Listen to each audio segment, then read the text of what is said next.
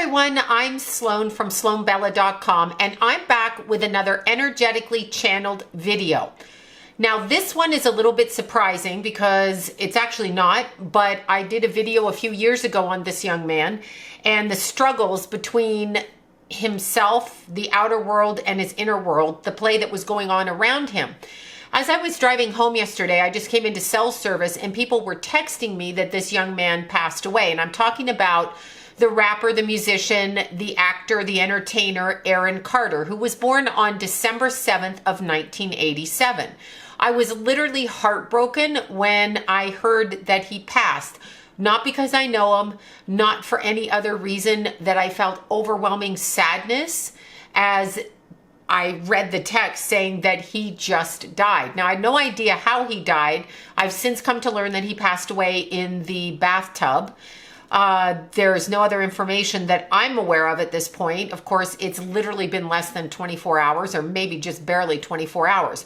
So I was looking at his chart and I had to literally make notes on my iPad because I can't retain it in my head that quick and y'all wanted me to do the video. But okay, so he has a stellium in Sagittarius, which I noticed. He's got Sun, Saturn, his ascendant, Moon in Cancer, okay, Mercury in Sagittarius. So he is Sagittarius out. And as we know, Sagittarius struggles with life on earth and the spiritual world. So they want to know the meaning of life. And you can never control a Sagittarius, so give it up now, people.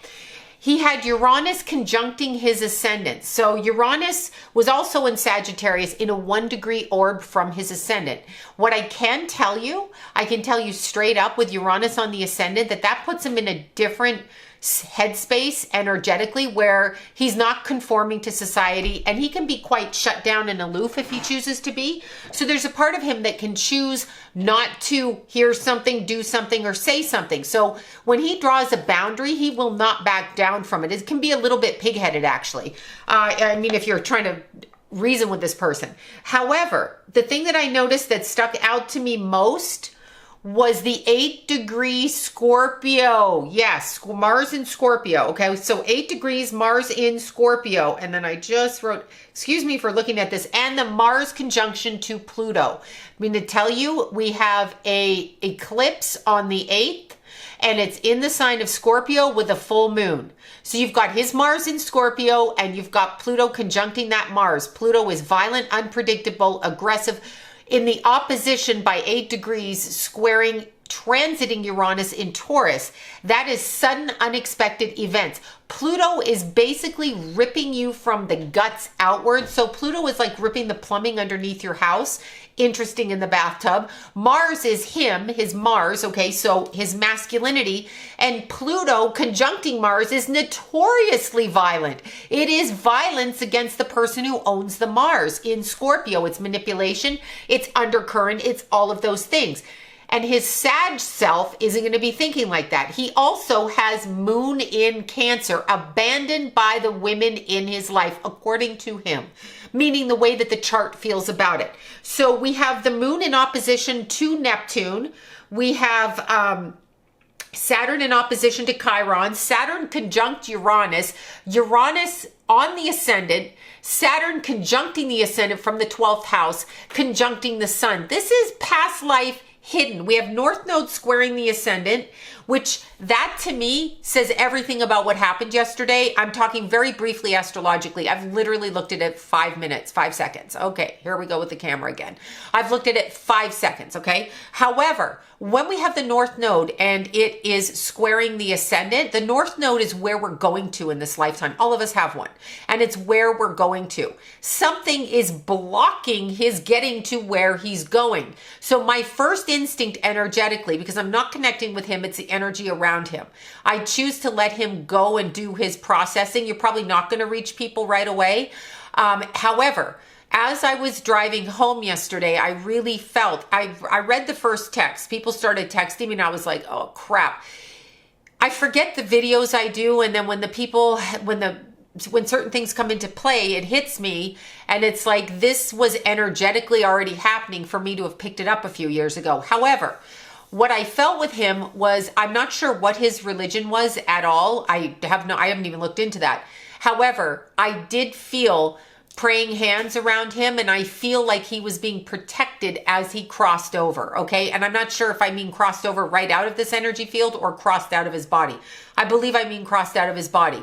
So he is being protected. Now, here's the other wording I heard, and I'm literally driving home yesterday from Palm Springs after being out of cell service range for like 6 hours. What I heard is that he was removed for his own protection. I actually literally heard this. I heard he was removed from the circumstances in his life for his own protection. So I'm thinking to myself, well, he's already dead, so what would you be protecting him from?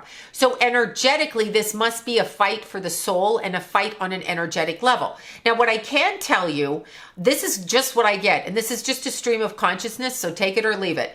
Here's what I can tell you. I do feel that he was in the process of going over past work that he had done, past things, past music, past writing, past everything that he had done. And I do feel like he was calling people out literally every single day on what they'd been doing. So I feel that he was like a child that kept their mouth shut for years and suddenly was able to speak their mind. So they're like, you did this to me, you did this to me, you did this to me. And he comes and he stands forward with no fear. But what do you expect to have happen when they ambush you is the wording I heard, okay? So he stood forward with no fear. The other thing that the energy is kind of speaking or making me feel is that on a certain level, you can call him mentally ill all you want. You can say with the face tattoos, this and that. That just tells me he's had trauma. And you can also say anxiety and the drugs and the this and the that. Very important in this life that if you're an entertainer or you're some sort of public person, you don't show them your weakness. You don't have your sexual weirdness. You don't do drugs or alcohol because they own you when you do that. However, just because he has a past of that, and I'm going to say this straight out, I don't believe that's the reason for what happened in the bathtub. And I'm sure they're going to come back with the autopsy and say that he overdosed on something, blah, blah, blah. However, I don't actually feel that. I'm not saying he didn't smoke weed. I'm not saying he didn't have a drink. I'm not saying he didn't pop a pill. I'm just not feeling that that's actually the way that his thinking was going the months prior to his passing. I actually feel that he was fighting for a creative struggle over himself creatively and to present himself in a way that he wanted to on a creative level. And I feel like he was being blocked left, right, and center. Like he was finding his power and the people did not want him to go forward with his power. Now, when you say somebody has mental illness, I want you to understand mental, quote, illness from the perspective of a psychic person, which I understand I'm not a doctor. I'm not even a logical person for the most part. But energetically, if you're sensitive, if you are psychic, if you energetically feel on a you see that? Here we go again with this. The energy's coming through. If you are a person who feels like that energetically and you absorb other people's energy, you can be driven quite crazy. And now we know there's things called reactive abuse. Like when somebody triggers you, dog whistles you, gaslights you. And I feel like these things were happening to him. Now, he may have been a total brat growing up. He may have caused complete dissension, but not enough dissension that his parents didn't spend his money and didn't take him on tour and didn't steal a shit ton of money from him. Okay. So he wasn't that mentally ill. And where do we know this with Britney Spears? He wasn't that mentally ill that his family didn't push him out there on stage like a cash pony and then take the money and then leave him with basically nothing. He was living in Lancaster. I mean, you know, nice houses there, but if you know, you know. So we also have that. And then I'm looking down. I'm sorry, I'm looking down because I'm looking at the notes I wrote. So we have Moon trine Mars. We have Venus squaring his career. Women interfered with his life quite a bit. Mars sextile Neptune, not necessarily bad. Moon opposition Venus. Moon square the midheaven. He's got Moon, let's see where I wrote it. Moon in opposition to Neptune. He does not see females clearly. So I feel that there were women in his life he could trust, but yet not trust, because at a point in his life, and I'm talking around age 8, I do not know what happened, but around age 8, when he needed support from females, I feel like they weren't there. I do feel like this young man is a good kid. I'm also going to say this very quickly, but when you are born into a family, family of Mormons, family of Catholics, family of Christians, family of atheists, family of airy-fairy New Agers. I don't care what family you're born into, but when you're born into a like-minded community and then you understand what you've been born into and you reject it, there are consequences for your energy. And here's the other thing, and I'm always using this example. If you are in the mafia, daughter of a mafia man, okay? So you're in the mafia. You're expected to marry those men. You're expected to put up with the, what they do, just like the cartels. You're expected when you come from those families and they kind of grow up in that area. Now, if you double cross or speak out against, they will take you out. I want to keep saying that with Aaron Carter. I want to say it. I feel tremendous sadness. I go immediately to the Virgin Mary and him praying. I don't know if he was Catholic. He probably wasn't, but this is what I'm getting. So he is being prayed over right now as he crossed out. Exceptionally, exceptionally sad. When I look at the energy around it, I literally feel like he fell forward and backwards. So that to me feels like, again, we got a bump on the front of the head, but yet we drown facing upright. Like, what's that about? What's with all this drowning in the bathtub and the symbology? What is that about? Not everybody's drowning in their bathtub. I mean, unless you're going to tell me he was full of fentanyl, that's about the only way he would drown in the bathtub, really? Or Tuanols, Sequinols, or heroin, that's how you would drown. But if you're going to tell me that there wasn't much of anything in his body, which I kind of feel there wasn't much of anything in his body, then you're going to tell me that he just randomly drowned in the bathtub. I don't think I want to go there with that. I'm just not buying that. I'm sorry, I'm not going there. I just don't feel it. And I knew that this was coming for him because the energy around him, I think I said it in my past video a few years ago, which means this would be energetically predictive. Now, I do see a lot of information forming, and this is much bigger. Like, it is much bigger in the sense that there are tremendous players of the chessboard higher up above him. I see the chessboard again. These are people who are corporate people, lawyer people, business people, and these people did not want him speaking out, okay? These people did not want him talking. He decided to stand up for himself. He decided to speak up for himself. Now, you guys know, I mean, everybody knows, I think, when a woman decides to leave her abusive husband, that's the most dangerous time for her is when she leaves, and when she's pregnant, weirdly. But when she leaves, that's the most dangerous time. So imagine being part of a gang, just call it that, cartel, gang, however you want to word it, a cabal, being part of it, and then choosing to stick up for yourself in avoidance of caretaking their secrets. That's what I think was going on. I also wanted to say this very strongly. I feel like this happened to him. When he's a kid, okay? When he's a kid and he's famous and he's with the Backstreet Boys and his family's all famous and the parents are like living it up high on the hog. Imagine prostituting your child for that reason, even though your child wants to do that. But does your child want to do that, or did you push them into wanting to do it because they could get your attention and your love, right? Although he's got those Moon Neptune aspects, which would make him good at music and make him good at writing and that kind of thing. However, imagine, okay, if you have an agent of chaos who's in a corporation. So this is like a record company, an agency, whatever, agent of chaos. And they write you a 7,500-page contract. I don't know. Contracts are thick. Look at the driver's license thing. Like, you agree to this. Look at everything you have to sign to go on your photo app on your phone. Do you agree to this? Yeah, I didn't even read it. Sure, just get out of my face. That's how dumb this is. And then they'll say to you, but you signed it. Nobody can be reading this, people. Nobody can be reading this. Anyway, what if you're a kid and your lawyer looks over it and tells you it's okay to sign? It's not like they don't make mistakes. They do make mistakes. So let's say you sign it. And again, the artist formerly known as Prince, now a symbol, did the same thing with the same company I'm feeling is a problem for Aaron Carter, okay? Sony BMI. So I feel that's one of the companies, and I feel if you sign something, let's say you're 15 and they're like, we're gonna make you a millionaire, you're gonna fuck all the women you want, you're gonna fuck all the men you want, you're gonna do whatever you wanna do. And you're gonna have a big house and a car and everybody's gonna love your ass, right? So you sign it. You sign it. As you sign it in those contracts, in those clauses, all the way down in the small, teeny fine print, there's some bullshit backwards wording that locks you in a binding word intent spell through these contracts.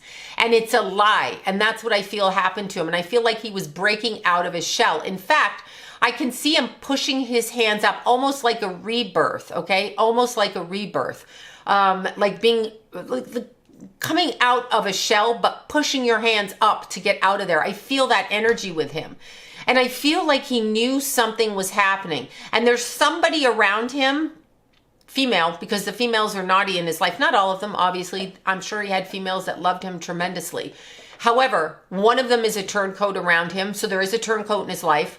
I feel like she's slightly older, and I feel like sometimes people come up and they're like, you know, if you do this, we'll protect you. But if you don't do it, we're going to mess you all up. Okay, so I feel like this was said, and I don't feel that this person knew that he was going to pass or as a result of, but I do feel like she gave location. He was being tracked prior to his passing, and I don't know if there was any kind of police, you know, like restraining orders or police conversations about somebody stalking him. And this could be a fan. This could be, I don't know, this could be anybody, right? Whatever, stalkers doesn't mean you know them. However, I do feel like he was being tracked before he passed. So I feel like he was becoming exceptionally paranoid about what was around him. And what one of my friends has always said to me is just because you're paranoid does not make you wrong. So I do feel like he was just crazy paranoid, crazy paranoid. I see the contract, I see the wording in the contract, and I see it as a binding spell. He was trying to get out of the binding spell, and he was trying to set the record straight. He made his mark with his God. Yes, he went off the rails a bit. Yes, he wasn't always above board. Yes, when you join the gang, and I do hear that he joined the gang, but when you join the gang, there are consequences. And even when you try to get out, you have to stand strong because they will take you out. Just like in the mafia, if you're going to turn, or if you're going to be jumped into a gang in Los Angeles and you turn on them, or the cartel, they'll kill you. This is exactly what I feel is going on. I feel like he knew, he just didn't know when. And I feel like he was being tracked, marked, watch. And just because you have this heightened anxiety does not make you mentally ill. We have to stop and yes, I know doctors diagnose you with mental illness, bipolar, anxiety, paranoia, psychotic breaks, all of these things. Okay, I know they do this. However, no one takes into consideration the spiritual component and the energetic component of that. If you are in a peaceful, calm state without having your life threatened by other people whose energy you can read but can't prove, then you're probably not going to go off the rails, all right? And then also keep in mind that I feel like with him, this is just what I get. I feel like he was very concerned about the food he was eating.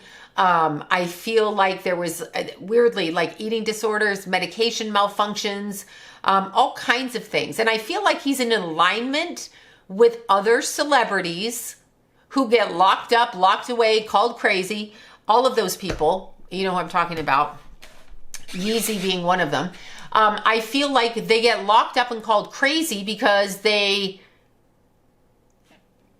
you remember in the cartoons, the Flintstones, if you're that old, they used to have the little angel and the devil, and they both talked, okay, to the little character, the cartoon character, and they talked.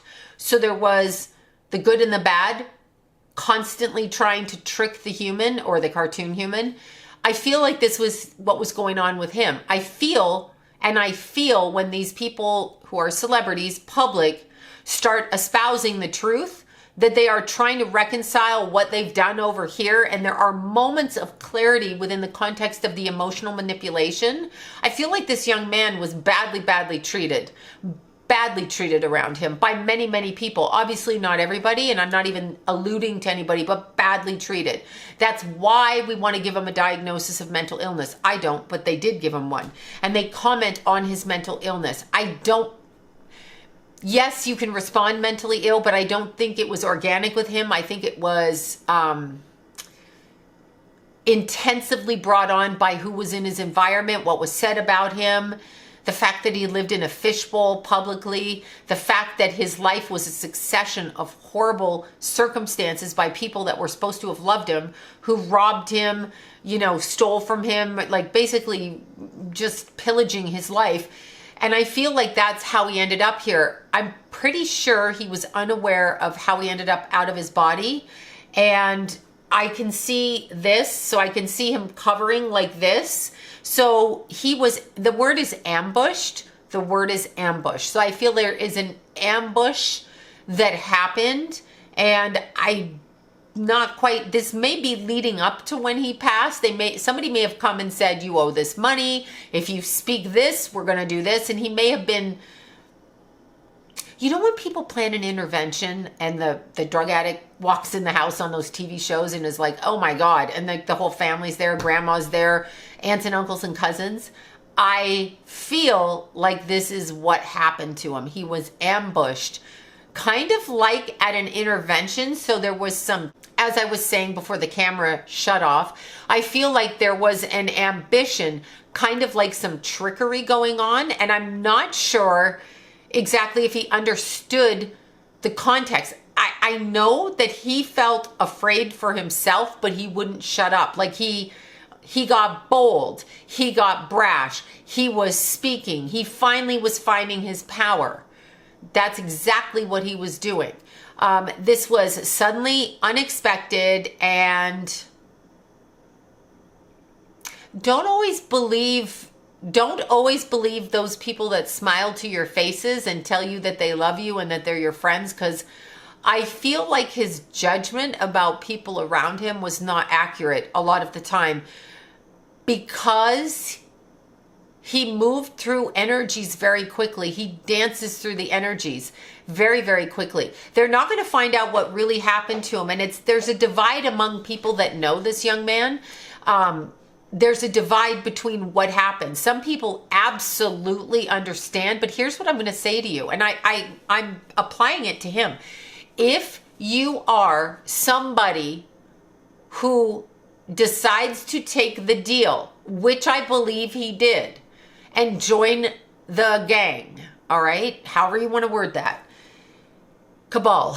And you decide to join it, for whatever reasons you made those decisions, and then you signed contracts where there is wording hidden. And this is what I'm getting. I've never seen this, and I could be completely crazy myself. However, I'm being shown a contract that is like an entertainer's contract for a musician. And I'm looking through it like I'm reading it, and everything seems to be fine. Like royalties here, back end deal here, this, that, and the other. And then I'm seeing, and this is trickery, and I'm seeing this. I am seeing in the contract, I think this is what happened to Prince, although I can't really say it because I don't think he was even aware of it. But I'm looking at the contract, I'm going through pages like this, and I'm seeing the wording, and it's obnoxious, but it's not like trickery. But there is a paragraph that is written that I can't see when I'm reading the contract that shows up after. I am wondering if there's some sort of bait and switch on the contracts that happens, or some kind of like writing that shows up after you've signed it. So like an ink pen that doesn't show up. I don't even know how that would happen. But there's something because it's not there, and then it appears after he signed. So there's some amount of trickery with what he signed, and he was trying to get out of that. He was crying for help. He'd given up on his life, but yet he was fighting for his life, and he was fighting for the right side of his life. See, I feel he didn't mean to involve himself the way that he did. And if it's a trick, some people are full on like just absolutely vile, and they want everything they want, and they want to be greedy, and they want the money and the power and the fame. That is what they want. So they will stop at nothing to get that. Like they're like, yeah, I'm going to sign that contract. Yeah, I'm going to, fuck my family members up. Yeah, I don't care. Like just the level of greed and disgust is one thing. I don't feel he's like that, but I feel in the context of what he thought he was going to get was from a very much younger perspective. Kind of like when they jump people into gangs when they're 12 or 10 and coming from a fatherless home or somebody where they don't guide them. Like, you're going to jump into that. You're not going to get out of that. That is going to cause you energetic repercussions. And I believe that that's what we're talking about. Although I will say this again, ambush is a very strong word, ambush.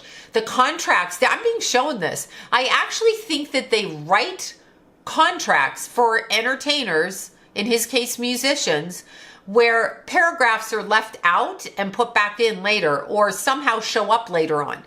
Leave that to what you will. But this is what I'm feeling with him. And I do feel in the next 4 months, we're going to find out. There's right now a concerted effort to shut this down. We don't want this information. Keep in mind, if you live in Los Angeles, you know that this young man was living probably a very normal life in Lancaster. People go to Palmdale, Lancaster to get a bigger house for less money because they don't have a lot of money, okay? So like, it's desert out there, and it's almost ironic to drown in Lancaster. Like, there are no water sources out there. It's desert. So in the bathtub, very, very synchronistic with